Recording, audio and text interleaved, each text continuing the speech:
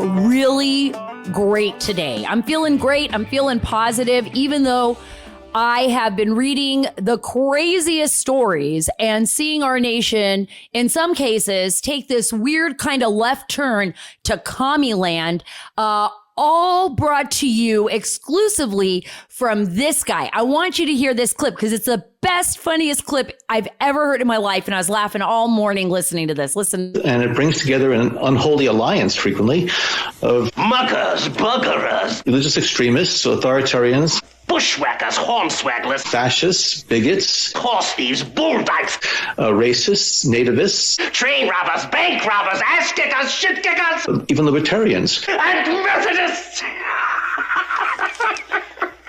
Could you repeat that, sir? That was the great John Brennan parody in here, but that was really John Brennan in between everything else from Blazing Saddles. I just got to tell you, there is a reason I played that, and it's because I'm going to be exposing the craziest stuff on today's show. You do not want to miss it. And I have one of the best people I know on the show today. And I got to tell you, Tiffany Smiley is somebody that you do not want to miss because she is going to take on Senator Patty Murray in Washington State. Yes, we have a Republican that is going to run in Washington State, and she is not afraid to do it. She is willing to take on this longtime incumbent, this Democrat, to turn her state around. She is the wife of a former Army Major, Scotty Smiley, who was blinded in Iraq and was a phenomenal person at the time my husband, and still is, at the time my husband was blinded in Afghanistan. And really, their family has been so supportive, God-fearing, wonderful people that love this country. 3 beautiful kids, and somebody who I truly admire. If I was in Washington State, I'd be all about her campaign and voting for her. I mean, she's going to be incredible. I can't wait for you all to hear her story, hear what she's going to do, because we need some changes, folks. We need people that actually care about this nation, that aren't afraid to stand up and say, I love this country. I love our Constitution. I want to protect it. I love America. I love what we stand for, and isn't bashing it all the time like we're hearing from the left. I mean, they are just so negative and so backwards, and I can't stand it anymore. But before I go any further, I want to thank AMAC, the Association of Mature American Citizens. Today's podcast is actually sponsored by them. They are the only conservative alternative to AARP. So go to amac.us/Carter. Don't forget, go to amac.us/Carter and support AMAC, because they support us and it's what keeps us going. Also, I want you to go to SaraACarter.com, go to SaraACarter.com, and while you are there, please sign up for our email list. We will make sure to stay in touch with you. I will not allow this podcast, nor my website, nor the American First Amendment to be shadow banned by these crazy companies. We need you. We need to stay in touch. You are a part of this show. I don't want to lose you, right? And I don't want you to lose what we have to share with you. It's the only way we're going to make a difference in this country, is really to circumvent these wild, crazy leftist corporations and really work together to protect our nation. And we are all a part of that. It's not like we're sitting on the sidelines. We are actually a part of salvaging and promoting and creating a great nation. And that's why I feel so good about today's show, because I believe in once we expose the ridiculousness of the left, once we expose that, then there's no stopping us, right? Because we're exposing it. I mean, it's like, come on, seriously? First of all, I want you to listen to this. This is the new CIA. Okay, the CIA is the world's premier intelligence agency, right? We have men and women there who have given their lives, stars on the wall, fought for this nation, love this country inside and out.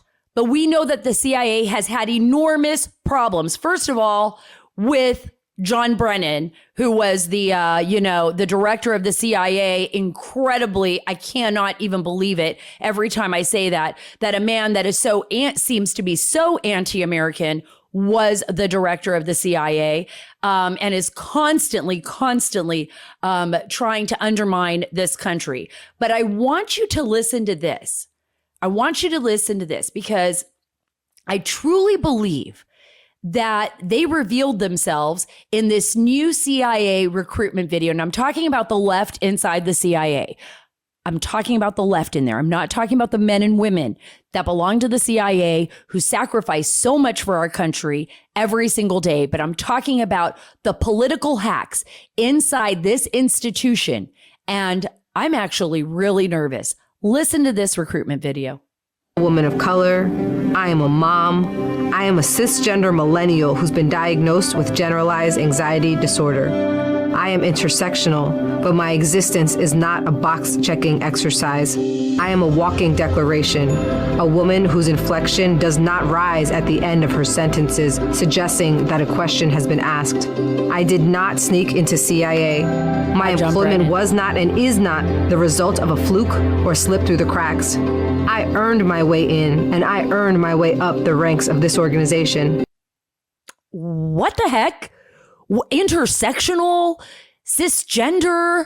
What is going on here? This, you know what I tweeted out? I said, this message was approved by the FSB, the KGB, now the FSB, by the FSB and the Chinese Communist Party. This is so embarrassing, right?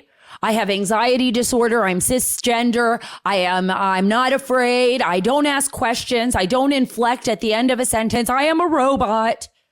I am non-binary. Who cares? Who cares? Are you going to put your life on the line? Are you going to work hard for your country? Are you going to do what it takes to protect our nation? Or are we living in a woke society? Do you ever feel like you just woke up in a bad dream? That's what I feel like. I feel like I just woke up and I was like, wait a minute. What happened? What happened? Oh my gosh, I couldn't even imagine if my dad was alive still. My dad was a World War II vet, and woke was just saying you're not bored. We couldn't even say you're bored in our household because my dad would give you like a million things to do. And if you even complained about your clothes, complained about anxiety, whatever, my dad would find a reason to give you a job and you would never feel that again. It would just be like, oh my gosh, I will never say that again. I'll just go and, finish cleaning my room. Dad's not leaving me alone. Now I'm like plowing a field in the backyard or something, because that's what my dad was. My dad was a hardworking World War II veteran, a farmer from a farmer's family, and he just didn't have time. He just did not have time for all that. But he did talk about, the love for his nation and being a Marine and fighting in World War II. And my uncles, who also fought in World War II and then in Vietnam and in Korea, the other way around, World War II, Korea, then Vietnam. My dad fought in Korea and World War II. He did not fight in Vietnam. But their lives, what it meant to them to defend this country, to defend one another, to stand on principle. And what is principle? What is principle? It is what our Constitution is based on. When people start taking away your liberty, when they start ostracizing you, right? Because you don't fit the woke standards that they set for you, when they start canceling all of your children's books and they want to burn anything that doesn't agree with what they think the world should be, then there is a problem. There is a serious problem. There is a serious problem. But all you had to do was listen to that CIA commercial to think for just one moment. And it was on the internet. I mean, everybody was talking about this on social media, right? I think more on the right were talking about it, just kind of confused about this commercial. Jack Posobiec actually put something that I actually thought right when I saw it. It's like, oh, they made it so obvious. They're behind the whole woke mentality. Maybe this was an operation. I don't know. It's just so crazy. We would have never heard a recruitment commercial like that coming out of the CIA ever.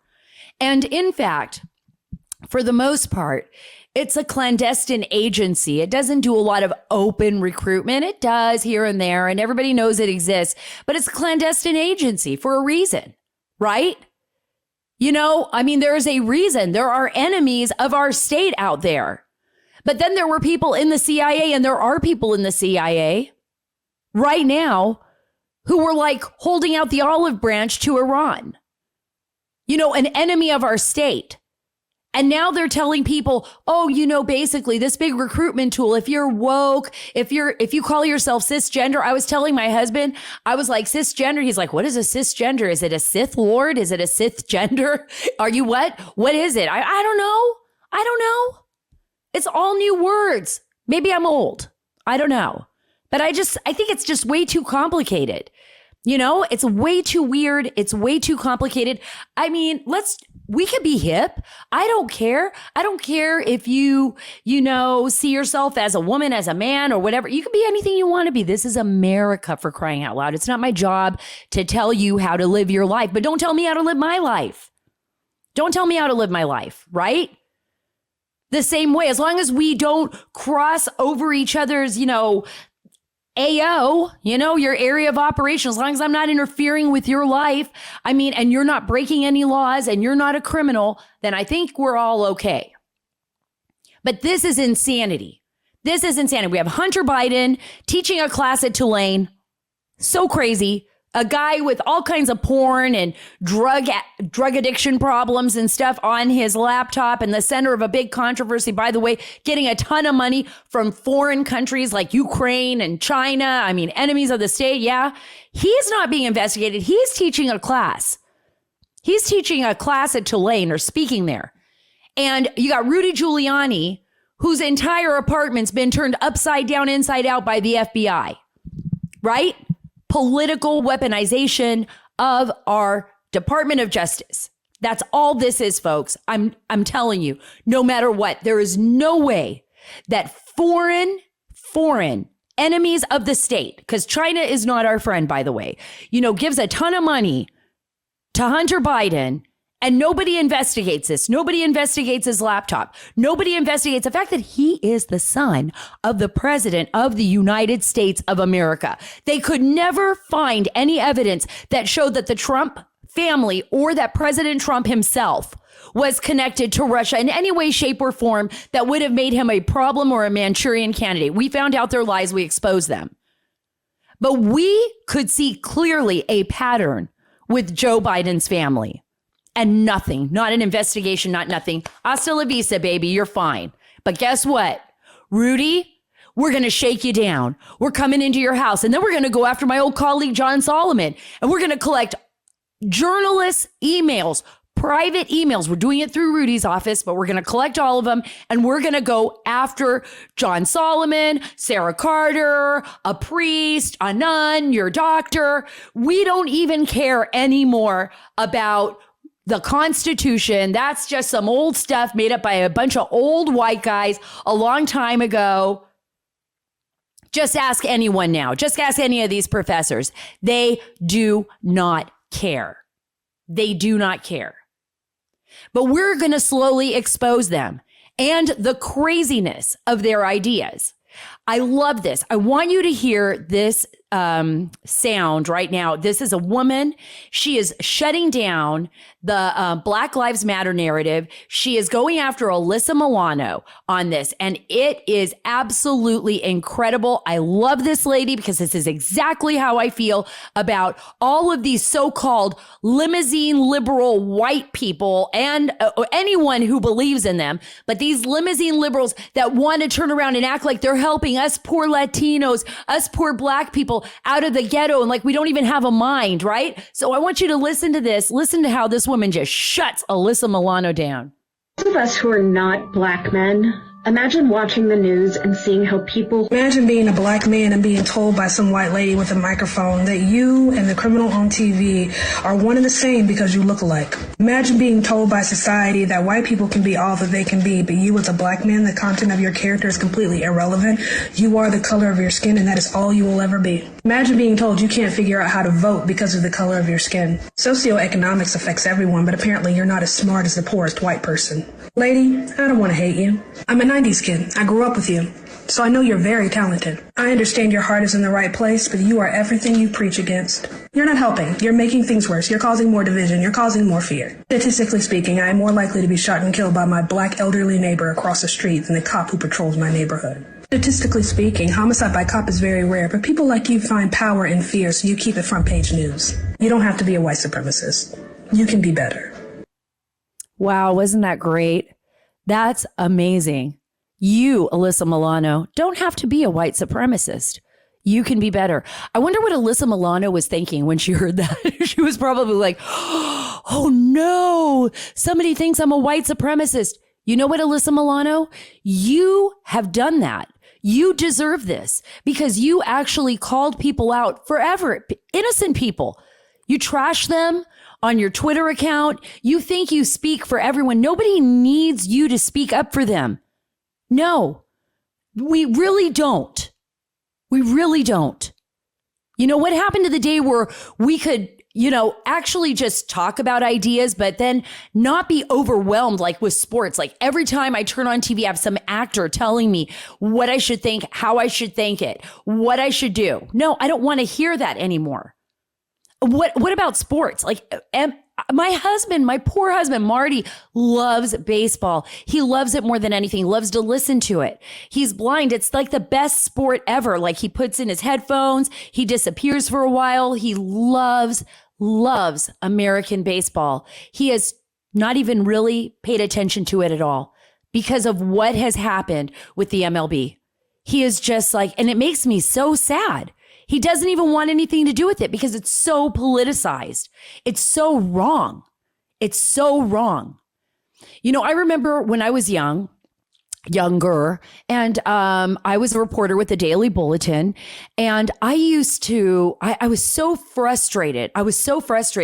And I remember, that George Bush, here's a Republican president, right? Would say this. Jenny found the clip. Let me play this clip and then I'll explain what was so frustrating and wrong about this. Listen to this. You cannot fully enforce the border so long as people are trying to sneak in this country to do jobs Americans aren't doing. Jobs Americans aren't doing. It's the same story over and over again.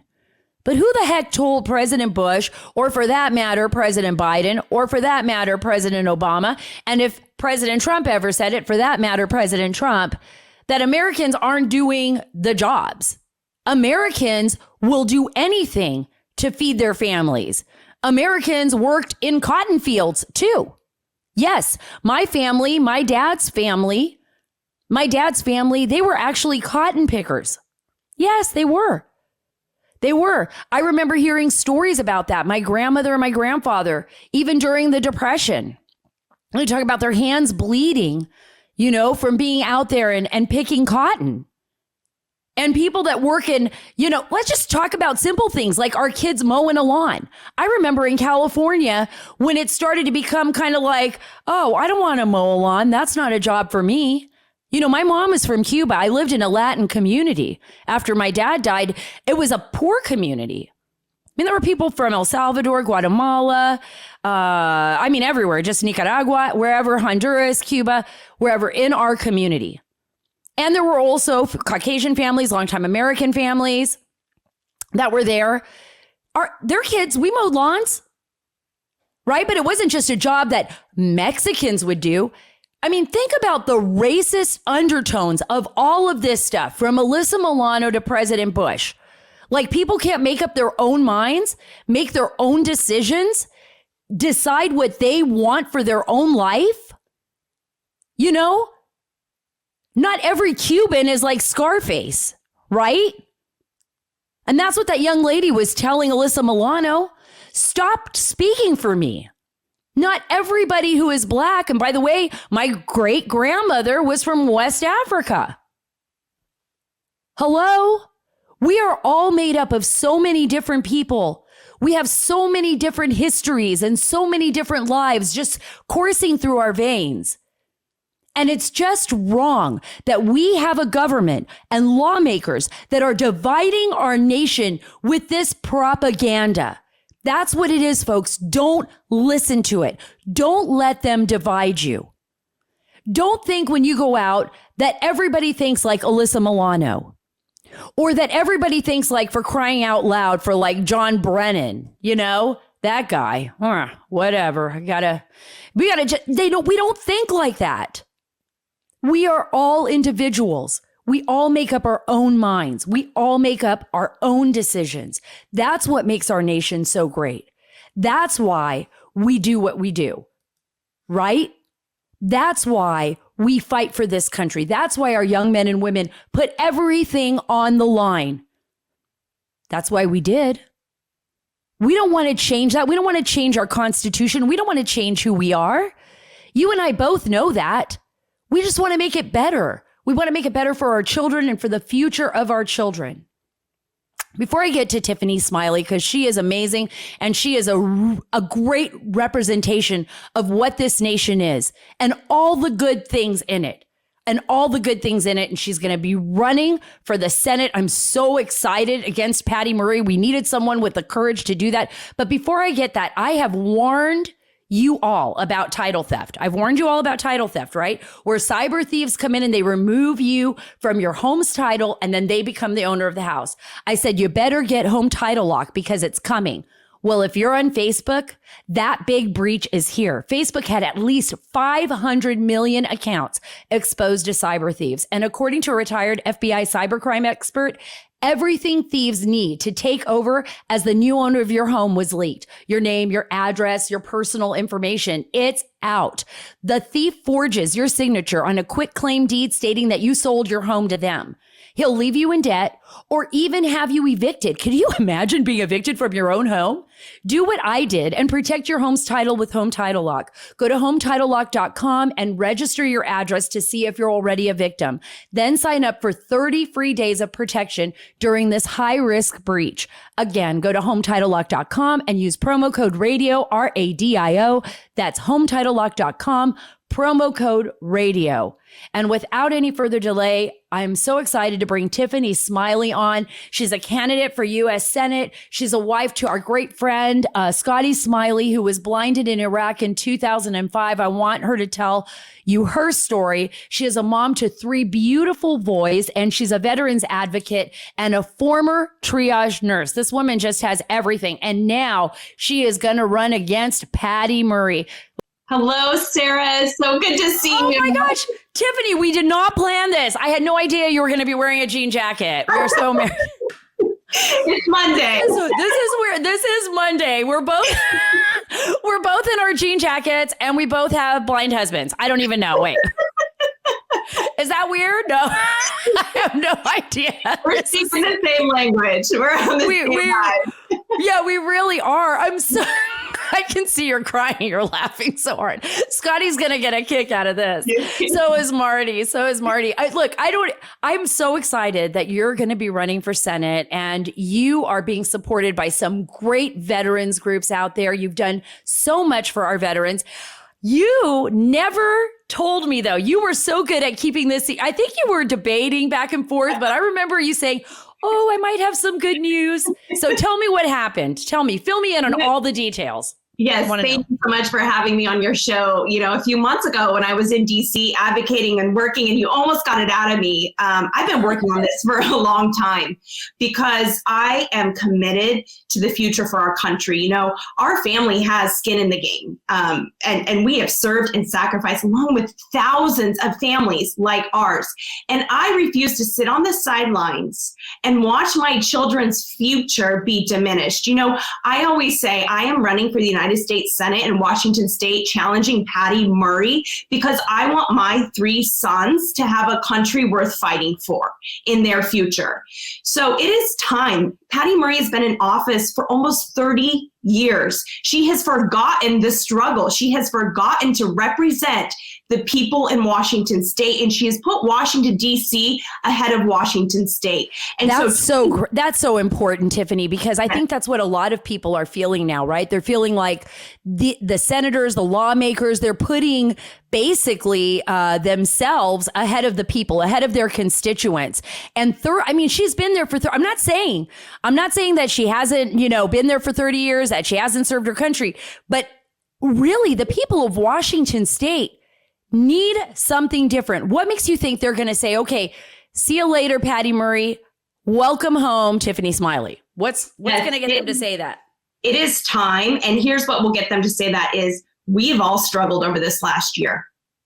I don't care where you stand on the spectrum, socioeconomic, small business, children, women. We have felt the pain of bad policy. All of us have. And it is not getting any better. No one is standing up and leading. Sure, we have politicians, but we do not have leaders who are standing up. And look, if anything, if this last year has shown us anything, is that life is happening at lightning speed. And things that can't be taught are integrity, that are inherent, values, honesty, and commitment. And people are ready for trusted leaders to be their voice for their future. And I know that is what will turn the tide here in Washington State. I am ready to be that voice. That's so awesome. That's so great because you guys can't understand. I didn't know what she had going on, but I didn't expect it to be like the Senate run. You know, I didn't expect it to be like, I'm going to take on Patty Murray and I'm going to run for Senate. I was like, oh my gosh, I'm so excited. I mean, I'm thrilled. I mean, that's a huge undertaking. It's a huge undertaking. I want people to know who you are, Tiffany. I didn't want to tell your story. I believe it's important for you to tell your story because you and I always, and I have said this many times, that the book that your husband wrote, Hope Unseen, and what you and your family have been through really were what gave me strength when Marty was blinded. And, you know, and I thought to myself, wow, I looked up to you. I looked up to the fact that I know it's tough and I know it's hard, but we can get through this, you know, and with faith, we can make this happen and our family can be stronger for it and we can move forward. Guys, she truly is the mom, the wife. I know this. I mean, everybody has skin in the game and sometimes people forget the families. And especially our military families. So I want you to tell people what happened with Scotty, how it happened, and how you represent and advocate for veterans' families. Yes, you know, I was born in a small farm town. I was just a farm girl that really came from nothing, sold cherries on the side of the road to you know, buy my basketball shoes. And in junior high, I met Scotty Smiley. And I always joke that when we got married, you know, he had graduated from the United States Military Academy and I was a nurse. I always wanted to be a nurse. So I had my bachelor's in science and nursing. And it was a picture of the American dream. Our new last name was Smiley, for crying out loud. And he was a military officer and I was a nurse. And that all came to a crashing halt on April 6th of 2005, 16 years ago this month. I was at Walter Reed, you know, facing a devastating, hopeless situation. I was working as an urgent care nurse and I received a call that, you know, military spouses, families dread. And it was someone else's voice on the other end of the line while Scotty, you know, had been serving in Iraq. And they said, Tiffany, Scotty came face to face with a suicide car bomb. One thing we know is he lost both of his eyes. The other thing we don't know is if he's going to survive. And this strong leader just broke down and started sobbing on the phone to me. And you know, that's when our American dream blew up into a million pieces. And I did two things that day. Number one, I resigned from my nursing job. And number two, I took a one-way flight out to Walter Reed Army Medical Center, hoping that Scotty would arrive in Andrews Air Force Base alive. I didn't know. And gosh, you know, I had student loan debt. I had a car payment. Now I had no job. And I walked into a husband who couldn't see, had no eyes, and was paralyzed, couldn't even get out of bed, paralyzed on the right side of his body. And I walked in that room every day and spoke truth, hope, and life because I believed that this country had to be more than what I was walking into every day, that our sacrifice had to mean something. And so I believed in that vision more than I believed in anyone else's doubt in that moment. And I had walked in and told Scotty he would never see again. That same day I was brought into a room because I had power of attorney to sign his medical discharge paper. And I said no. I told them I'm not signing it. They didn't know this, you know, farm girl from Washington State, that grit, that vision that she would bring to the table. But I truly believed in it with all I had because that was all we had. That was all Scotty had was someone who offered him another perspective. And so I said, no, I'm not signing it. And they pushed it in front of me a little bit further. And they said, Mrs. Smiley, I don't think you understand. Your husband has no eyes. There's never been someone to continue service with no eyes. And I wasn't just standing up for Scotty. I was standing up for thousands of families. I was standing up for you, Sara and Marty, that, and I think it was a year later, we're having to deal with a lot of the same things. And I knew that our country needed something more. And so I wasn't afraid to do it. I built a coalition around me who believed in that vision. And we would go on to serve our country for a whole nother decade. Scotty became the first blind active duty officer to continue service to our country and moved 8 times in 10 years and had 3 beautiful boys born all over the United States.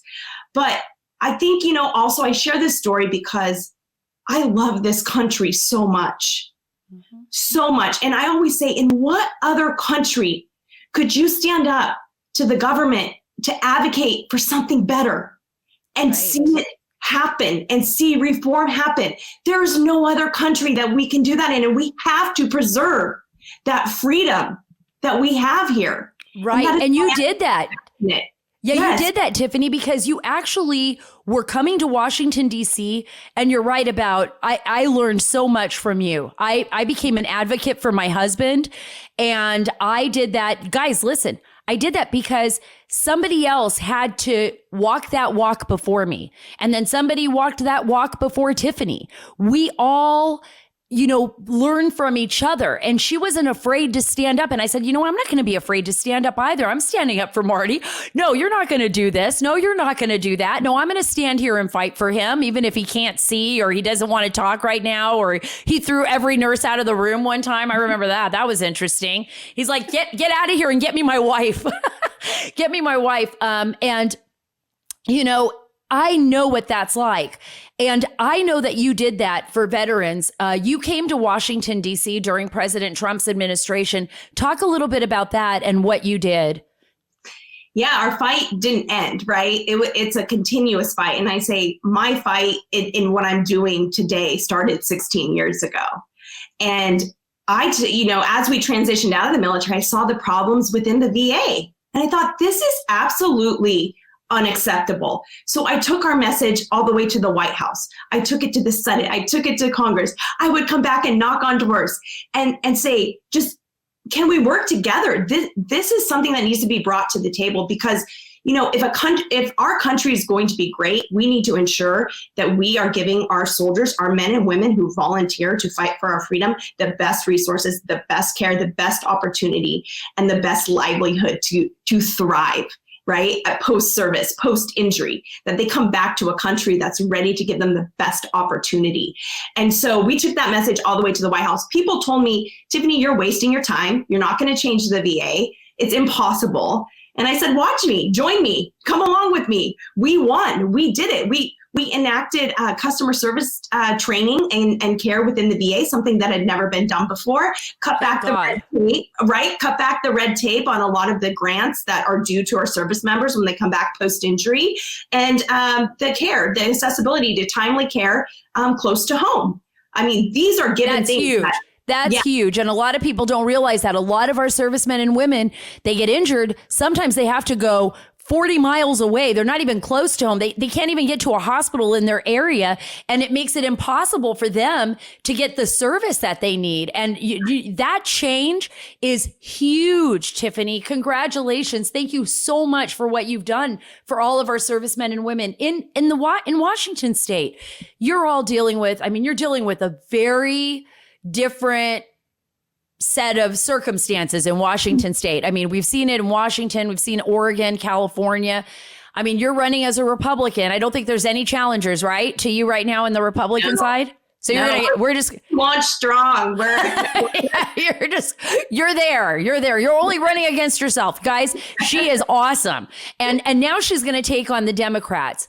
Do you feel you got all the support you need from the Republican Party? One. Two, what is going to be different about your platform? What are you going to do for your constituents? What are you going to tell them, especially those that are maybe more to the center, independents that'll be like, hey, I don't need to vote for Patty Marie because I've seen her name there for 30 years. I can vote for somebody different. Yeah. Well, number one, I will say this race has national implications because we have a 50-50 Senate. So look, while some might treat me as an underdog, it's the only path I know. So I love being the underdog because we win. We fight and we win. I like that. And so, in 2022, Washington State could very well be the seat that flips our Senate. And that has huge implications for our country. Massive implications. We are helpless as people if we do not have leaders representing us as elected officials. So I am ready to be that voice. People can come join and help me. This is not just a Washington State campaign. This is a national campaign. This is about what we can all do collectively for the future of our children and our grandchildren. Anyone can visit smileyforwashington.com and join us. And look, I've been talking to independents across the state and they are excited. They are energized because we are a family. My family and I are a family that have been affected by bad policy. And we didn't just stay there. We went and did something about it. Mm-hmm. And so right now, a lot of people in Washington State are being affected by bad policy. You see the homelessness, right? You see small businesses being destroyed in Seattle area across the state because of the restrictions from COVID that are just not common sense. There is no common sense being talked about. And people are on the receiving end of these bad policies. We have children who have been out of school for over a year, a lot of them with no access to broadband internet. I mean, it's crazy. I don't even understand it. United States of America.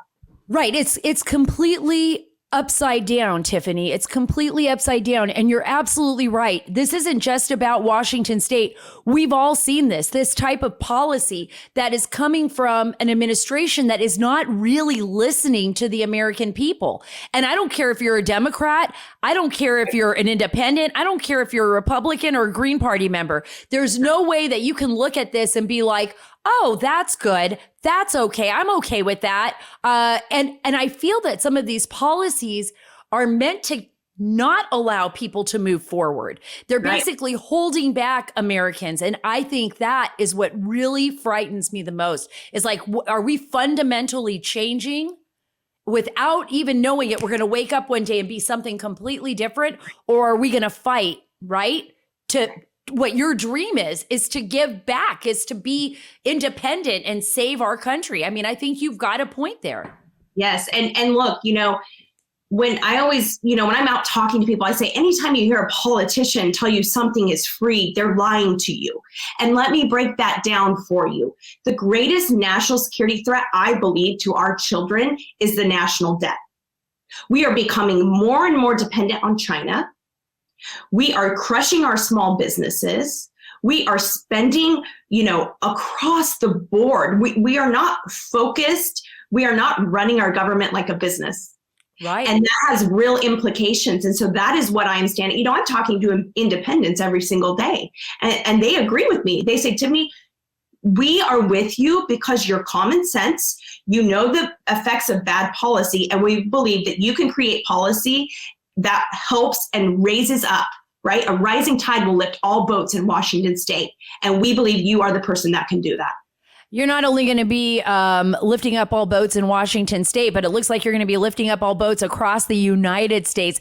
Where can we go to actually you said we could go to your website to help you out. Anybody across the nation that wants to be part of this rising tide, you want to lift up all these boats across the United States, where do they need to go, Tiffany? Yes, join me at Smiley for Washington, all spelled out, smileyforwashington.com. You can check me out on social media, Smiley for Washington. It is time, and it is going to take us all. But I have no doubt, I believe in the fabric of this country, the goodness of people. I am here to add. I am here to add. And it's exactly what you're talking about earlier, Sara. A lot of politicians right now are pandering to that partisan division, and they are gaining because of that. And it's a lie, right? We are more alike than we are different. We are great. America is full of incredible people. I am talking to them every day. And there is a swell in Washington State from the ground up that is ready for something different across the nation, I believe. We need truth, we need hope, and we need life. And I am speaking that every single day into Washington State and this nation. Thank you so much, Tiffany. You're amazing. I can't wait for us to hang out. You got to come to Washington, D.C., We got to get you here first, but I'm going to bring you here even before the run, right? Even before the election.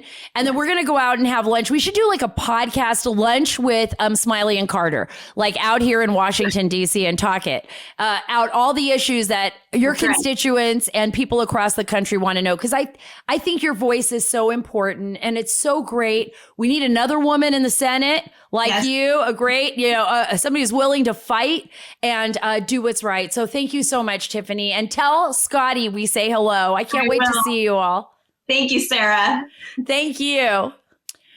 So Tiffany Smiley, I'm going to be bringing her back on the show again and again. I think it's so important. She is such a great advocate for veterans' families and for veterans in general. And just her work has been extraordinary, as well as her husband, Scotty Smiley. I'm going to beg him to come on the show too and get him on the show. I think that's just that important because we need more people to expose what is happening at the swamp here in Washington, D.C.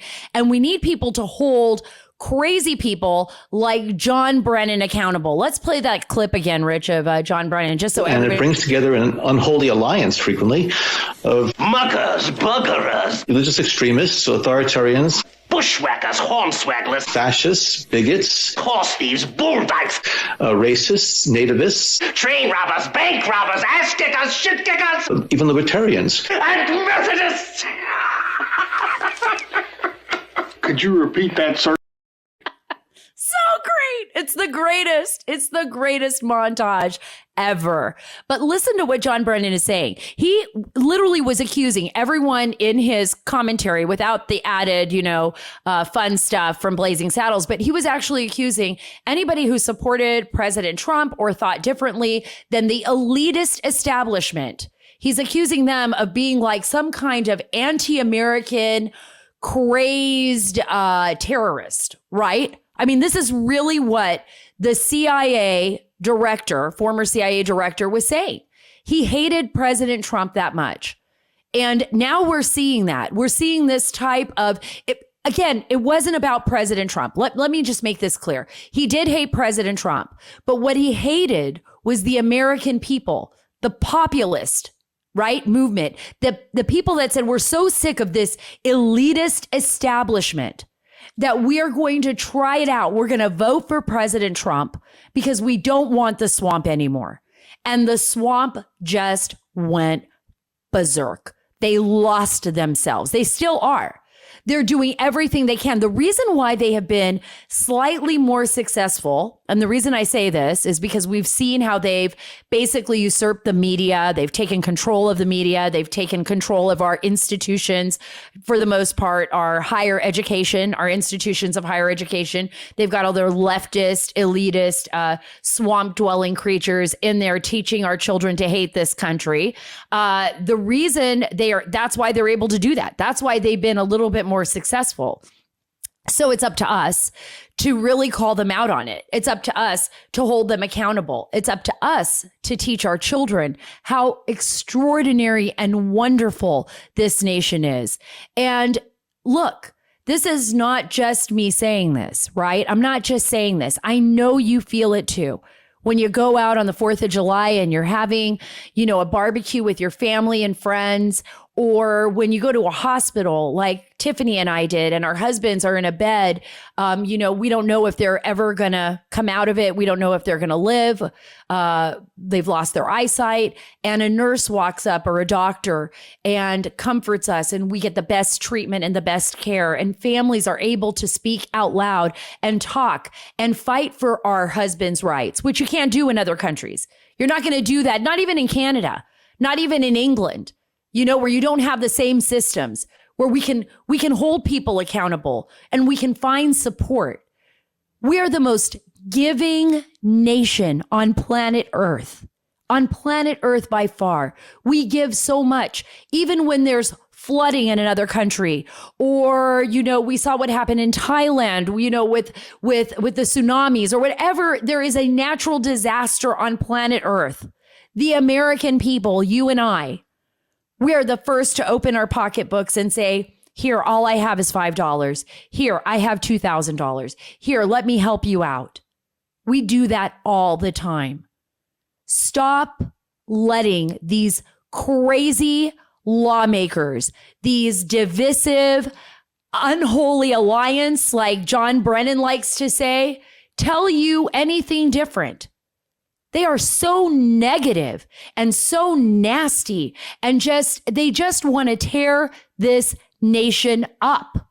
And if we feed into that and if we allow them, then we will lose our nation.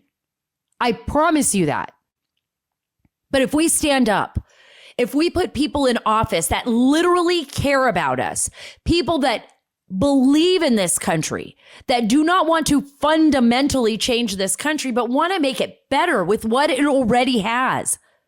The greatest piece of paper on planet Earth, the greatest idea is that Constitution. That's it.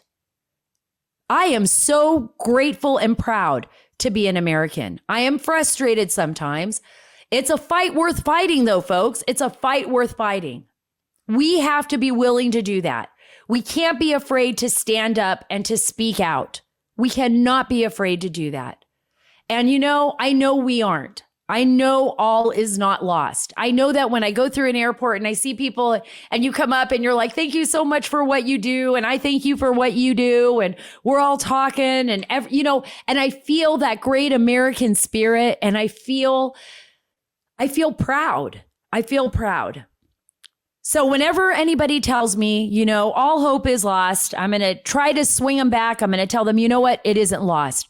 We have a lot to fight for. We have an FBI that's completely lost its mind. Department of Justice, yes, that doesn't feel like it's ever delivering justice. But we have a Constitution. And we have a nation made up of some really incredible people. Incredible people that are willing to stand up, willing to fight, willing to give, willing to believe. And for that, I am grateful. Thank you so much for being a part of the Sara Carter Show. Let's all give Tiffany Smiley some support. Get out there, go to her website, go to Tiffany Smiley, smileyforwashington.com. That's smileyforwashington.com.